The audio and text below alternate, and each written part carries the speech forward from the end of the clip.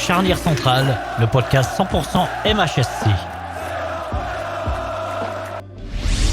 Salut à toutes et à tous, bienvenue dans Charnière Centrale, le podcast 100% MHSC en partenariat avec MHSC On Air et BAF Média. J'espère que vous allez bien. Nous, en tout cas, nous sommes ravis de vous retrouver ce jeudi. Et à partir de ce jeudi, ce sera le podcast tous les jeudis, le podcast Charnière Centrale tous les jeudis soirs à partir de 18h sur Spotify et sur YouTube et sur tous les réseaux sociaux de MHSC On Air et de BAF Média. Donc nous sommes vraiment très ravis de vous retrouver pour une toute nouvelle émission aux couleurs orange et bleu. À mes côtés, aujourd'hui, comme chaque semaine, Kevin est présent. Salut Kev, comment ça va ? Salut Fabien, ça va nickel, impeccable, hein. On va en reparler, mais on a gagné, donc petite bouffée d'air fraîche.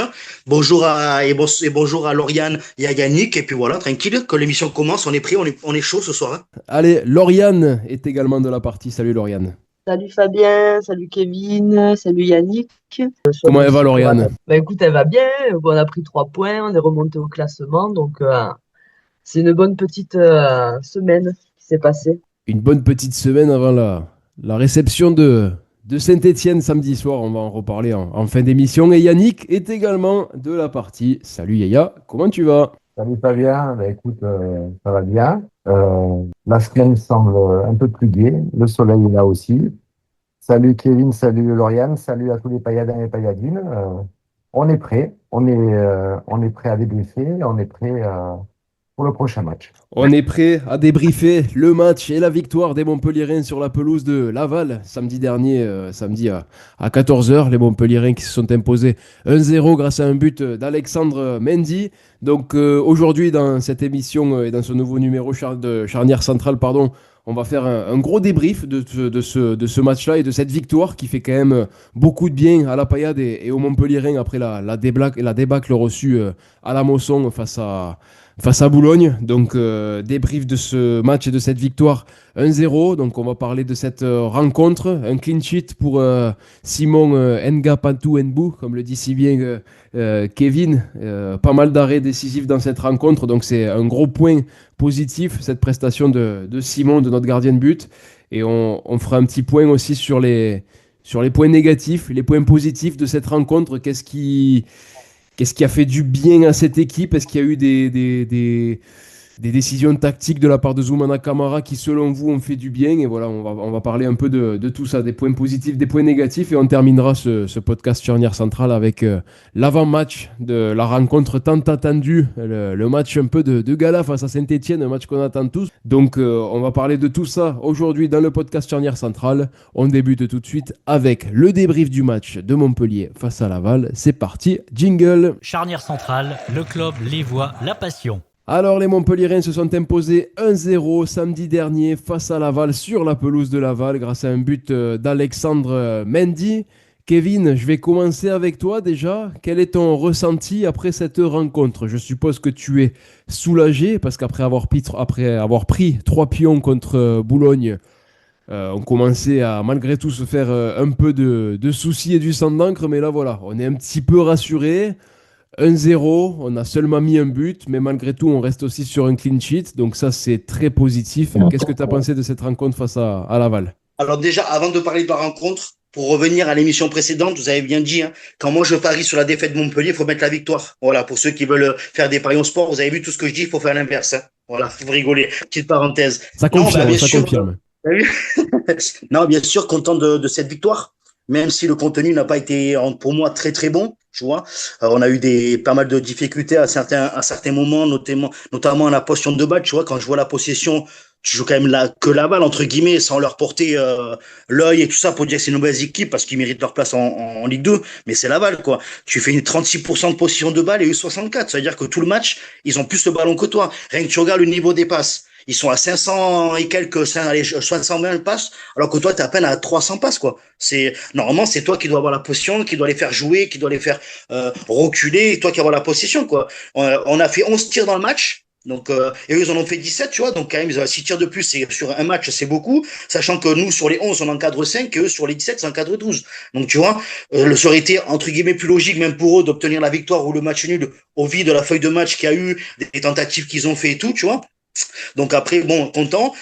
Poussif quand même parce que bon, le but, voilà, il y est, mais c'est un but, je pense, un petit peu à l'arrache. Le gardien, il est un petit peu, tu vois, il y a ses défenseurs devant, il voit pas trop, donc je pense que c'est un petit peu compliqué pour lui. Donc c'est un petit but à l'arrache. Après, pour souligner, bien sûr, le clean sheet, très très bien. On a un peu critiqué, notamment moi, un petit peu Simon le dernier match, tu vois, moi qui lui avais fait quelques éloges. Je pense que là, il a vu qu'il a fait quelques boulettes sur cet intermatch et qu'il s'est peut-être remis en question, qu'il a parlé avec le staff et tout. Et là, il a fait une très très belle performance, je trouve. Franchement, je peux lui tirer mon chapeau, même si au niveau des fois de quelques sorties, au niveau jeu au pied, des fois il est pas trop serein, mais je trouve que c'est très bien. Et après, moi j'ai bien aimé aussi ça, le milieu de terrain. J'ai bien aimé Païs, tu vois. J'ai bien aimé son comportement à son poste. Je trouve il a tenté des choses, même si le déchet est un peu toujours là comme certains joueurs, tu vois. Mais je trouve qu'il a apporté et je trouve que c'est sympa. Il y a eu même si Savani n'était pas là, tu vois, je me suis dit, ah, on n'a pas Savani, on va peut-être retomber dans le travers. Ben, je trouve que voilà, je trouve que c'était intéressant, tu vois. Donc, ben après, belle victoire qui fait du bien. On est quand même, on remonte dans le top 7, tu vois, c'est pas mal. Après, on a quand même pris quelques points de retard face au premier 3 et au deuxième Saint-Etienne qu'on joue là, ce week-end, qu'on va en revenir après. Mais franchement, content, ça fait du bien. On va dire, comme tu dis, une petite bouffée d'air, tu te dis, voilà, c'est bon, t'as pris 3 points, tu remontes. Après, je pense qu'il faut pas se reposer sur nos lauriers, surtout face à Saint-Etienne qui va être un match très difficile, tu vois. Donc, il faut continuer comme ça. Et je vais souligner, j'ai bien aimé le discours à la fin du match de Camara, tu vois, comme on l'a dit, pareil, on a eu peut-être des critiques sur lui, sur sa tactique, qu'il était un petit peu stoïque sur le banc et qu'il parlait pas spécialement. Mais là, j'ai vu qu'il avait fait un beau discours et j'étais content qu'il a un peu réussi à remobiliser, pardon, excusez-moi, l'effectif en fin de match et tout, qui leur a donné la grinta et le boost, tu vois, pour leur dire que c'était bien et que c'était pas justement une victoire parce que tu gagnes Laval, que ça y est, tu vas être champion de France de Ligue 2. Donc voilà, très très content, voilà. Yannick, toi, quel a été ton ressenti sur cette rencontre? Et ben, comme tout supporter, je pense que dans un premier temps, j'étais soulagé à la 95e ou 96e. Avant le match, j'avais très peur, après ce match de Boulogne, qu'on reparte comme l'an dernier, parce que c'était quand même un match clé, pas, pas par rapport aux 3 points, vraiment par rapport à l'état d'esprit, à savoir qu'est-ce qu'on allait faire. Est-ce qu'on avait quand même des hommes sur le terrain qui allaient au moins se remettre en question et faire au moins quelque chose. La bonne nouvelle, c'est ce qu'on a vu, surtout en début de match. Je pense que les 20 premières minutes étaient bonnes. La titularisation de Nicolas Païs, j'ai été très surpris parce qu'il avait fait vraiment des rentrées très, très médiocres. J'allais dire moyenne, mais non, c'est médiocre. Par contre, le mettre en faux pied à droite, je ne sais pas si la joué à la Florian Thauvin d'époque, mais c'était pas si bête parce que d'ailleurs il fait une belle frappe sur le poteau. Après, c'est dommage que au fur et à mesure du match, il s'est quand même vite éteint en finissant avec des crampes, mais son match était bien. En seconde mi-temps, on l'a pas trop vu. J'étais content de voir aussi Bessir en défense, que je l'avais critiqué la semaine dernière, et finalement, c'est un défenseur central et basta, même s'il sait jouer ici ou sur le côté droit en défense. C'est quand même un vrai leader quand il est défenseur central parce qu'il est beaucoup plus serein quand même que Christopher Julien. Je pense que la paire Omer Laporte dans le futur peut être intéressante. Après, moi, le but de Mendy, bon, enfin, ça chauffait un petit peu sur les buts de Laval. J'ai trouvé quand même euh, j'étais quand même pareil content pour Mendy parce que là c'est pour le coup c'est pas comme le premier but qu'il a mis avec nous là, il met un but tout seul hein, parce que même si je crois que c'est Saint-Plus qui récupère la balle qui la met en retrait, on voit qu'il sait quand même jouer dos au but. Le défenseur joue peut-être pas très bien le coup mais après le gardien ne peut rien faire hein. Ras du poteau comme ça c'était très très bien joué. Bon, après ce qui est dommage c'est que Mendy il en abuse beaucoup. Et s'il n'a pas quelqu'un en retrait, ce qui aurait pu être Orakpo, parce que Orakpo, pareil, il peut pas jouer sur le côté, ça c'est clair et net. Je trouvais que c'était pas une si mauvaise idée, en l'absence de TJ, de le mettre en 9,5. Ou...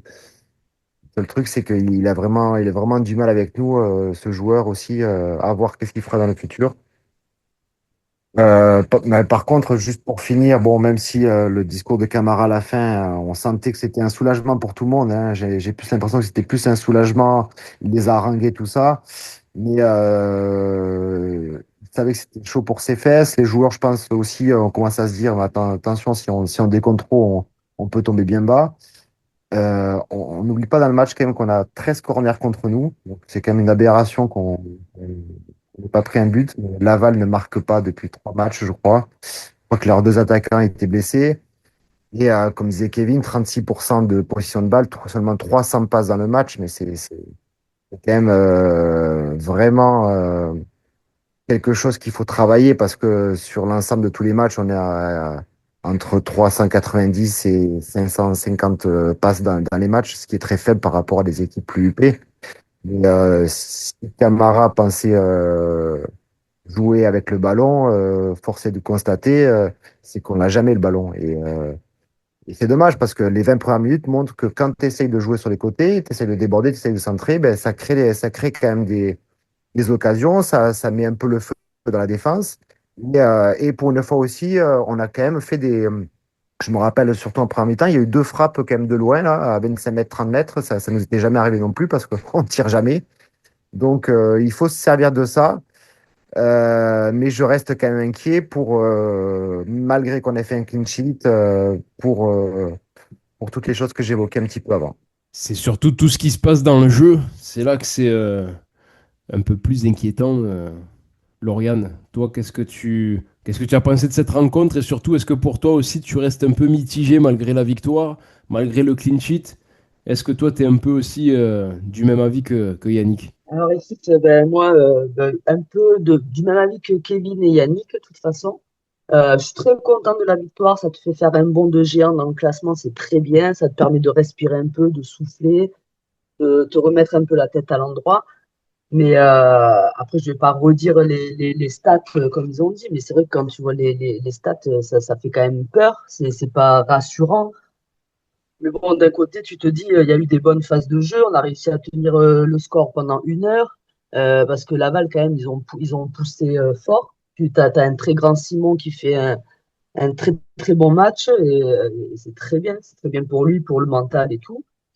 Mais tu restes quand même sur ta faim, quoi. Parce que tu te dis, tu as du mal à garder le ballon, tu as du mal à.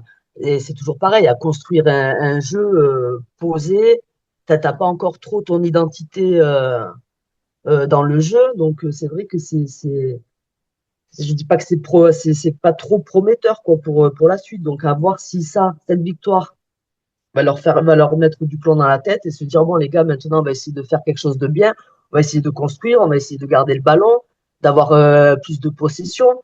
Et après, il te manque toujours un peu d'agressivité, il te manque la fluidité, il te manque un peu plus de complicité aussi entre les joueurs. Mais bon, après, voilà, tu t'arrives quand même à tenir ce score pendant 1 heure, c'est déjà bien. Malgré que Laval, oui, ils ont fait des tirs, heureusement qu'ils les ont pas tous cadrés, parce que sinon, à mon avis, tu finis pas à 1-0, quoi. Et après, moi, ce que j'ai beaucoup aimé aussi, c'est que les supporters, ils sont énormes, quoi. Moi, chaque fois que j'allume la télé et qu'on joue à l'extérieur, mais t'entends que, quoi. Donc, je pense que ça aussi, c'est quelque chose qui peut les pousser et qui devrait les pousser encore plus. Vu la déculottée que tu as pris contre Boulogne, et quand tu vois que les supporters sont toujours là, quand tu vois qu'ils te suivent partout dans la France, ben, au bout d'un moment, tu vas te dire, allez les gars, on va montrer qu'on est une bonne équipe de Ligue 2, qu'on a les compétences et qu'on va y arriver. Mais après, j'ai bien aimé aussi l'entrée des Verson, on n'en a pas parlé, mais Verson, en vrai, moi, il m'a bien plu, comparé au premier match qu'il avait fait, où je me suis dit, putain, c'est un bourrin, lui, il va manger des cartons rouges toute la saison. C'est vrai Et qu'il a ben fait là, une entrée en jeu très intéressante et une belle frappe ouais, aussi. ouais, ouais. Je l'ai trouvé bien posé, puis tu voyais qu'il était plus concentré, qu'il était moins, comment dire, qu'il était moins en mode, Il était un peu plus bourrin, concerné, je veux quoi. à tout prix, ouais, voilà, je veux à tout prix prendre la balle, je veux leur rentrer dedans, parce que lui, autant il a l'agressivité, il a, hein, mais bon, là, il a su la gérer, tu vois, il a dosé, il a été, franchement, j'ai vraiment bien aimé Ederson, j'espère qu'il va continuer dans ce schéma-là. Et, euh, et après, ouais, pareil, hein, Paris aussi, j'ai bien aimé sa titularisation. Et bah après, voilà, écoute, hein, content du résultat, on va pas cracher dessus, mais bon, il y a encore beaucoup, beaucoup de progrès à faire. Ouais, tu parles de Nicolas Païs par rapport à son début de saison qui était calamiteux quand même. C'était très compliqué pour lui, malgré la fin de saison qu'il avait fait la saison dernière, où on plaçait un petit peu d'espoir sur lui, malgré que ce soit un joueur de National 2 ou National 3 de base. Là, ça fait plaisir de le voir à ce niveau-là. Toi, Kevin, justement, qu'est-ce que tu as pensé toi, de la prestation de Nicolas Païs titulaire sur ce match-là? Ça faisait un moment qu'on ne l'avait pas vu sur le terrain. Qu'est-ce que tu en as pensé? Bah, franchement, comme je te disais, il m'a fait plaisir, quoi. Comme on a dit, tout n'était pas parfait. Mais bon, après, ça, c'est normal, tu vois. Comme on dit, il est jeune et tout ça, il a quand même encore à prendre de l'expérience. Mais franchement, j'ai bien aimé, tu vois. Comme j'ai dit, il a tenté des choses, même si c'était pas extraordinaire. Mais franchement, je trouve que, ben, franchement, tu peux lui reprocher des choses, mais il avait envie, quoi. Tu voyais il avait envie de jouer. Et puis voilà, quoi. Du coup, ben, ça m'a fait plaisir de le voir comme ça. Alors, est-ce que, après, justement, comme on a dit, le placement qu'il avait mis, où il avait mis Camara, est-ce que c'était pas, comment ça s'appelle, fait exprès, justement, avec sa fausse patte et tout ça, et que ça pouvait l'aider, mais franchement, bah, moi j'ai bien aimé, j'ai rien à lui reprocher, à part peut-être, comme il a dit Yannick, ben tu vois, à la fin, c'est un petit peu, on l'a plus vu, c'est un peu perdu, mais bon, je pense comme un peu aussi par rapport à toute l'équipe. Mais voilà, faut qu'il continue. Est-ce que peut-être le voir plus souvent comme ça ou sur un autre côté ou quoi, ben peut-être lui faire confiance, tu vois. Peut-être que ça viendra par là et face à peut-être des joueurs comme ça qu'on s'attend pas en début de saison et qu'en fait ils peuvent nous surprendre au fur et à mesure avec en enchaînant des matchs, des titularisations, pardon, excusez-moi. Et puis voilà, donc voilà, espérons, on croise les doigts. Moi j'ai bien aimé, j'ai pas trop, comme j'ai dit, de le soir reprocher, à part peut-être vas-y un peu plus et tout ça, quoi, n'hésite pas. Mais voilà, après rien de spécial pour lui, hein. Yannick, TJ sur le banc au début du match. Bonne chose, mauvaise chose, à voir. Comment on pourrait l'utiliser, TJ, enfin, pour la suite de la saison, quoi, parce qu'au début de saison, il était sur le banc. Après, il l'a remis un petit peu titulaire. Maintenant, il le remet sur le banc au départ du match. Pour toi, qu'est-ce qu'on pourrait faire avec TJ? Je pense que l'utilisation qu'on a faite de TJ sur les 3 derniers matchs, c'est la plus logique par rapport à sa condition physique et par rapport à ce qu'il peut faire à 33 ans. Utiliser TJ à domicile, moi, ça me semble primordial. Je veux dire, il y a pas photo. Et pour les matchs à l'extérieur, moi, j'étais à moitié surpris parce qu'on venait d'enchaîner 4 matchs en 10 jours. Lui, ça aurait été son troisième en 7, je crois. C'est trop. Parce que le problème, c'est que déjà, on n'a pas trop de remplaçants, pas de joueurs offensifs, on n'a pas de joueurs comme TJ, ça c'est sûr. Et si tu arrives à le faire rentrer frais à une demi-heure de la fin, hein, ou si le score, soit parce que tu perds d'un but, soit parce qu'il y a match nul, il peut être l'arme décisive sur coup de pied arrêté, voire sur l'orientation du jeu. Donc, je trouve que l'utilisation pas systématique de TJ Savanier, c'est une bonne chose pour lui, c'est une bonne chose pour nous, c'est une bonne chose pour tout le monde. Ouais, puis ça permet aussi de pas le cramer trop vite et de se dire qu'on pourra peut-être compter sur lui sur les matchs très importants qu'on aura joué à domicile notamment. Donc c'est vrai que cette gestion peut être assez intéressante. Et Lauriane, toi, je voulais te poser une petite question concernant Alexandre Mendy. Un nouveau but face à Laval. Est-ce que pour toi, tu penses qu'il commence à se mettre au fur et à mesure dans le bain de la paillade? Bah écoute, franchement, je sais pas. Je sais pas après est-ce se met dans le bain de la paille. Après, c'est toujours bien quand tu mets un but. C'est sûr que quand tu es attaquant, voilà, hein, c'est ton taf, hein, de toute façon. Donc, tu peux être que content et tu peux être que motivé par la suite. Mais, euh, mais est-ce qu'il se met dans le bain? Je sais pas. Franchement, je sais pas. J'espère, hein, je l'espère fort. Mais enfin, ouais, moi, c'est pas que j'ai du mal avec Mendy. Je le trouve bon, ok. Il est dur à bouger. Il est pour les défenseurs, il est dur à jouer. Mais, euh, mais je sais pas. Moi, je le trouve encore un peu lourd, un peu pas assez. Enfin, quand il a la balle, t'as l'impression que des fois, il galère quand même un petit peu. Enfin, je sais pas. Et j'espère qu'il va se mettre dans le bain Payadin parce que bon, après, c'est pas un joueur de vitesse. Mais enfin, écoute, on verra. Enfin, moi, c'est pas mon point fort de l'équipe. Au vu de vos différentes réactions sur cet après-match de Laval. J'ai l'impression quand même que c'est pas forcément de très bon augure pour la réception qui nous attend samedi soir face à Saint-Étienne. On va faire tout de suite l'avant-match. Je vais lancer le jingle et on en parle juste après. Le podcast Charnière Centrale, c'est comme une défense à la 85e, cramée mais solidaire. Samedi soir à 20h, les Montpelliérains recevront l'AS Saint-Étienne. Toi, Kevin, comment tu sens cette rencontre des Montpelliérains face à Saint-Étienne? Quand on vous entend parler, comme je le disais, des matchs de Montpellier depuis le début de la saison, et notamment celui de Laval, malgré la victoire, c'est vrai qu'au niveau du jeu sur le terrain, c'est assez compliqué. Est-ce qu'on va quand même réussir à faire face à cette équipe de Saint-Étienne? Ouais, ça va être dur quand même, hein. C'est Saint-Étienne, quoi. Voilà, tu vois, tu connais leur qualité, comment ça s'appelle, pardon, leur budget qu'ils ont mis dans le niveau transfert. Après, pour se rappeler, sur 8 journées, ils ont fait quand même 5 victoires, 2 matchs nuls et la dernière en date, une défaite qu'ils ont fait. Tu vois, nous, ben ils ont pris, comment ça s'appelle. Nous, on a marqué 11 buts, ils en ont marqué 17. Ils en ont pris que 7 aussi, donc voilà, ils en ont pas pris beaucoup. Tu vois, comme on parlait tous un peu tout à l'heure de la possession, des passes et tout, eux, en moyenne, qu'ils soient à domicile ou à l'extérieur, même chez eux contre Guingamp le dernier match avec le Rouge, c'était à peu près 60% de possession par match et 600 passes par match, minimum 600, si ce n'est 600 et quelques de ça. Ça va être dur, tu vois, là, tu sais qu'ils ont des bons joueurs comme Stassin alors là, tu vois, Simon Ngapado Mbou, je l'ai, mais alors David Tachvili, voilà, je n'étais pas sûr, mais voilà, mais ça va être compliqué. Tu sais que ça joue bien. C'est quand même une équipe qui descend comme nous, mais que voilà derrière ça ils ont un peu plus, ils ont mis plus d'argent dans le mercato que nous, tu vois. Donc comme on a dit, c'est juste une défaite, c'est un faux pas avec le Rouge qui les a pas aidés, mais sinon, ben moi j'ai vu un peu des matchs d'eux, ça joue. Comme on dit, ils ont la possession. Moi, franchement. Je vois une défaite, hein, c'est bête à dire. Mon cœur espère au moins un match nul, je serais très content.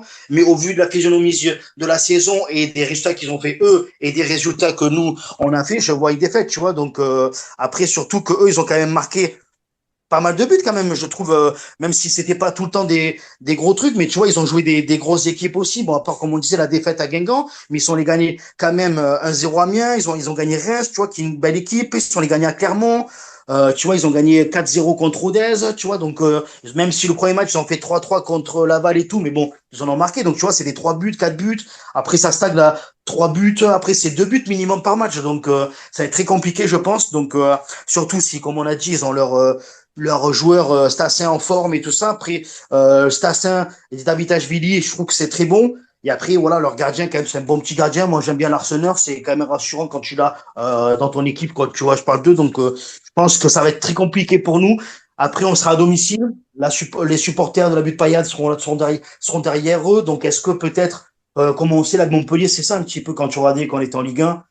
Tu pouvais faire, entre guillemets, 6 matchs bidons contre des équipes entre guillemets moyennes voire faibles du championnat, et quand tu recevais Marseille, Paris, Lyon, les grosses affiches, tu sortais un match de foot, tu étais capable de gagner des 3-0 contre Paris, alors que tu t'attendais pas à des victoires comme ça, ou gagner contre Lyon, Marseille. Donc peut-être est-ce qu'ils vont dire, ben allez, on est à domicile, c'est une grosse écurie du championnat de Ligue 2, il y a les supporters, on va sortir et on va gagner le match, tu vois. Donc ça sera à voir aussi, et aussi comment va jouer Camara, comme on a dit, est-ce qu'il va remettre TJ pour un gros match, qui a l'habitude de ces gros matchs et de la pression, peut-être pour canaliser les jeunes joueurs qui sont venus dans l'effectif. Donc voilà, ça sera vraiment un point d'interrogation. Je peux pas te dire, même si quand même je pense que tu peux perdre une petite défaite parce que rien. Saint-Etienne nous réussit pas trop quand même. Je sais plus. Franchement, je crois que sur tous les matchs qu'on a fait, on n'a pas dû en gagner beaucoup à domicile. Donc je sais pas trop. On verra bien. J'espère que mes idées seront, comment dire, comme je dis, défaite, on va gagner, tu vois. Mais la part du temps, Saint-Etienne, ça nous réussit pas trop. On a beaucoup plus eu de défaites contre eux que de victoires, tu vois. Donc, bon, voilà. À voir, on verra bien samedi soir. Yannick, ton ressenti sur cette rencontre, comment tu vois ce match? Pour moi, ça va être un match qui va se jouer dans la tête. Et c'est un match qui va être décisif pour nous, en tout cas.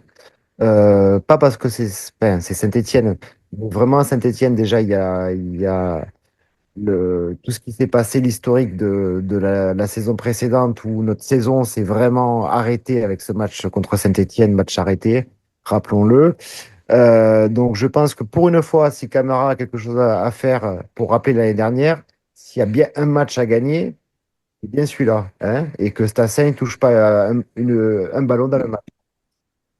Et ça nous montrera ou pas,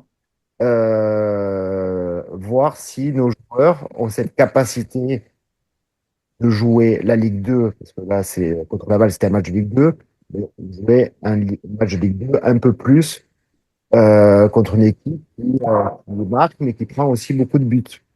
Donc, j'attends vraiment beaucoup de choses de la part de Camara, de la part de tous les joueurs, de la part des supporters. Là, pour le coup, j'espère que ça va avoir un égaillard, j'y serai. Euh, mais c'est un match voilà, qui peut déterminer la suite de la saison, d'autant plus qu'il y a la trêve après. Donc là, si tu gagnes, c'est pas une question de classement derrière, c'est une question aussi de fierté. On avait le débat la semaine dernière.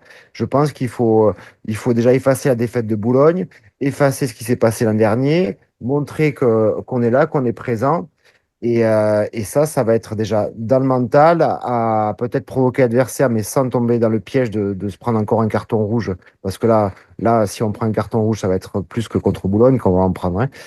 À mon avis, ça va se jouer d'un côté ou de l'autre. Ça peut se rendre coup sur coup, soit un 3-2 pour nous, soit ça peut faire 3-1 pour nous ou 3-0 pour eux. Enfin voilà. Donc le match pour moi, ça va être vraiment sur la première mi-temps que ça va quand même le décanter. Parce que si on espère avoir 0-0 à la mi-temps, je ne pense pas qu'il y aura 0-0 à la mi-temps. Il y aura un but d'un côté ou de l'autre. Et si on arrive à enfoncer le clou, c'est bien. Ou si on prend le but, il y a des chances qu'on en prenne plus, à part si on montre qu'on a du caractère, si on essaie d'avoir une philosophie de jeu, parce que comme on dit, on l'a toujours pas. Donc contre une équipe qui joue un peu plus au foot, si tu n'as pas de philosophie de jeu, si tu n'as pas les joueurs qui y vont, si tu as des joueurs suffisants, ben, ça ne le fera pas. Donc croisons les doigts. Bon, mon score, vraiment que je pense, c'est 3-2 pour nous. Allez, ben là j'espère que tu seras meilleur que Kevin et que tu donneras vraiment le bon pronostic. En tout cas, ça annonce un match assez alléchant et intéressant. Lauriane. Moi, enfin, j'ai pensé un peu comme Kevin, parce que c'est vrai que à chaque année,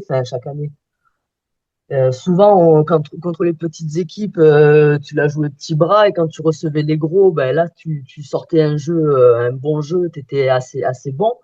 Donc, vu que Saint-Étienne est quand même la plus forte équipe de Ligue 2 à ce jour, je pense que tu peux sortir un gros match si bien sûr, tu arrives à construire, à te créer des occasions franches, à avoir envie et à être agressif. Parce que moi, je les ai regardés contre Guingamp, hein, Saint-Étienne.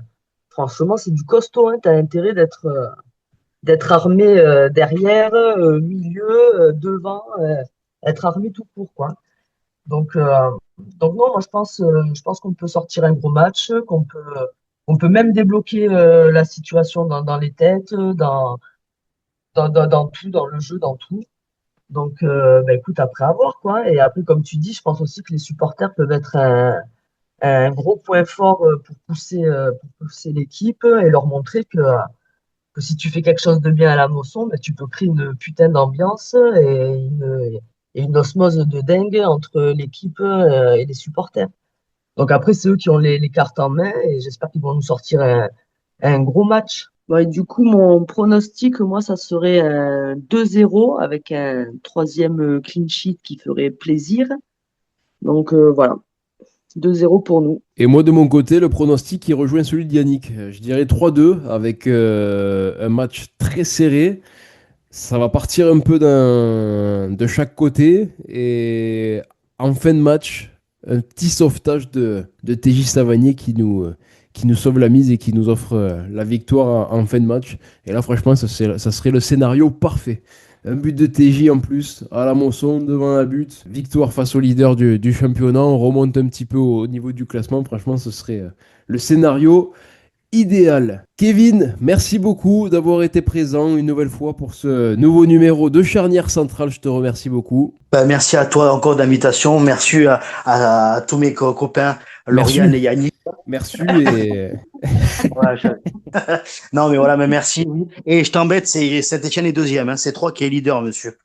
Excusez-moi, je dis que n'importe quoi aujourd'hui. Il faut pas suivre tout Ce ce que soir, je dis aujourd'hui. c'est n'importe quoi. Voilà.